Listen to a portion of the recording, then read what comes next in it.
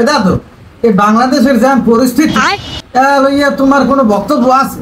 কি কমু দাদু, বাংলাদেশের অবস্থা এখন এককালে লেজে গোবর। লেজে গোবরতে কেবল শুরু। গু মাথায় উঠবে আনে কত সাইডে গু হাতে লই আসবে আনে। হ্যাঁ দাদু, তুমি এ কথা কই লেখা হেলে মনে তুমি কিছু জানো, কও দিয়ে একটু শুনি।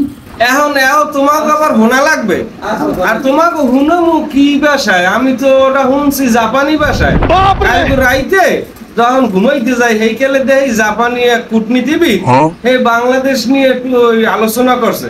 কারণ তোমরা কি ও বাংলাদেশে ওই জাপানি ভাষা, চায়না ভাষা, ওই থাই ভাষা, মালাই ভাষা বুঝবা? তোমাকে বুঝামু কেমন? কি কও দাদু, তুমি জাপানি ভাষা বুঝো? একটু কও দিন, তোমরা তো জাপানি এই চায়না ছবি টবি দিয়ে কিছু বুঝলে, খালি শুনি ওয়াংসুং পাং। তুমি একটু কও দিন। হন মনুরা, তোরা তো খালি এই দক্ষিণ এশিয়ার পাহাড়গঞ্জ লই দাফাদাফি করো। তোরা আর কোনো মানে জীবনে গেছো? আমি সব দেশে গেছি, সব দেশের ভাষা বুঝি, সব ভাষা গুলোকে আমার ওটা বললে আমি এক দেশের ভাষা কইতেও পারি, আবার হেয়ের বাংলা সারমর্ম বুঝাইও দিতে পারি।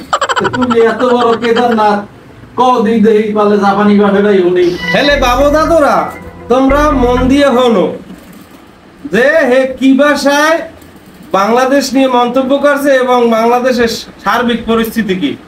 এই কথাটা এইভাবে বলছে, ইসিগো মিসিগো কিসিগো বুসিগো, ইসিগো বিসিগো মাখুনা সুসিগো। আই ডাকাই এইবার কে একটু কও দি।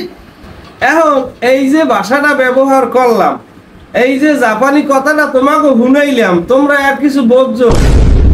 তুমি যে কইছো মোর সব আডুর তোর লেগেছে।